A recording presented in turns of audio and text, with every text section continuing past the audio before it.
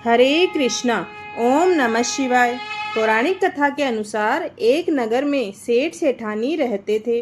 सेठानी रोजाना भगवान श्री हरि की पूजा भक्ति भाव से किया करती, लेकिन सेठानी का पूजा करना, भक्ति भाव से रहना उसके पति को बिल्कुल पसंद नहीं था। इस कारण एक दिन सेठ ने सेठानी को घर से बाहर निकाल दिया। सेठानी घर से निकलकर जंगल की ओर चल दी। रास्ते में सेठानी ने देखा कि जंगल में 4 आदमी मिट्टी खोद रहे हैं। ये देखकर सेठानी ने उनसे कहा, भैया आप लोग मुझे भी काम पर रख लो। सेठानी के कहने पर उन चारों आदमियों ने सेठानी को नौकरी पर रख लिया, लेकिन सेठानी बहुत कोमल थी, इस वजह से उसके हाथ पर छाले पड़ गए। यह देखकर चारों आदमियों ने सेठानी से काम छोड़ने की बात कही। उन्होंने कहा कि इसकी जगह तुम हमारे घर का काम कर लेना। सेठानी के मान जाने पर वे उसे अपने घर ले गए।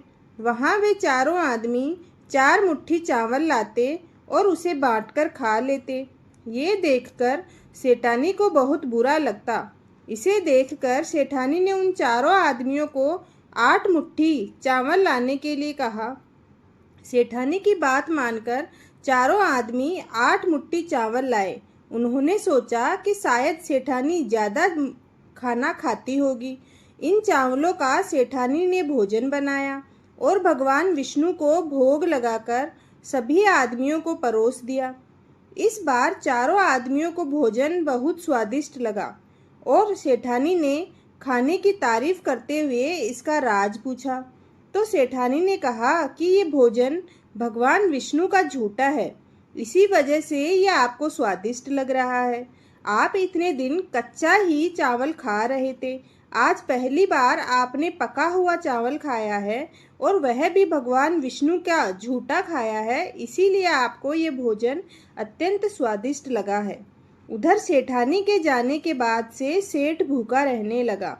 आसपास के लोग उसे ताना मारने लगे कि ये पत्नी की वजह से ही खाना खा रहा था।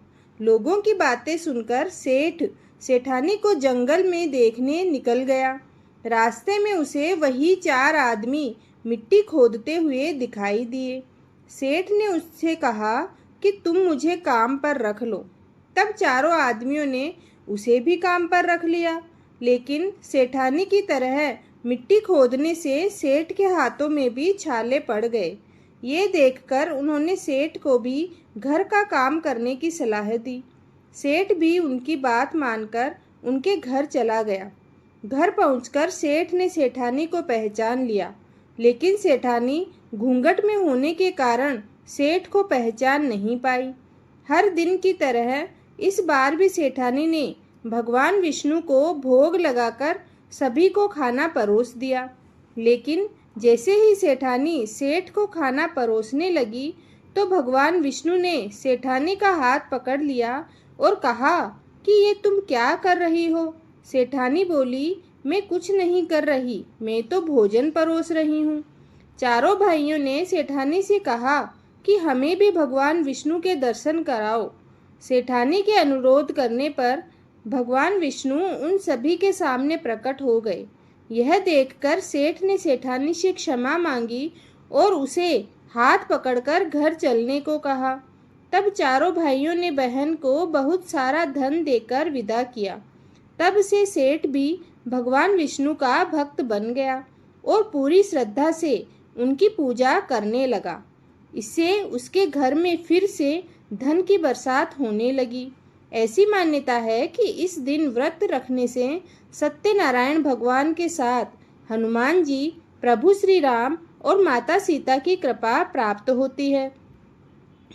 चैत्र पूर्णिमा के दिन हनुमान जी का जन्म हुआ था, इसीलिए चैत्र पूर्णिमा का विशेष महत्व है। धार्मिक मान्यता है कि इस दिन भगवान श्री हनुमान प्रभु श्री राम के सहयोग के लिए धरती पर जन्मे थे। मान्यता है कि इस दिन भगवान विष्णु और माता लक्ष्मी की पूजा करने से भगवान हनुमान की कृपा प्राप्त होती है। अगर आप भी इस दिन चैत्र पूर्णिमा का व्रत रख रहे हैं तो इस पौराणिक कथा का श्रवण करना बहुत शुभ माना गया है। भक्तों, अगर आपको ये कथा पसंद आई है तो चैनल को ज़रूर सब्सक्राइब करें और कमेंट में ओम नमो नारायणाय लिखना ना भूलें। धन्यवाद।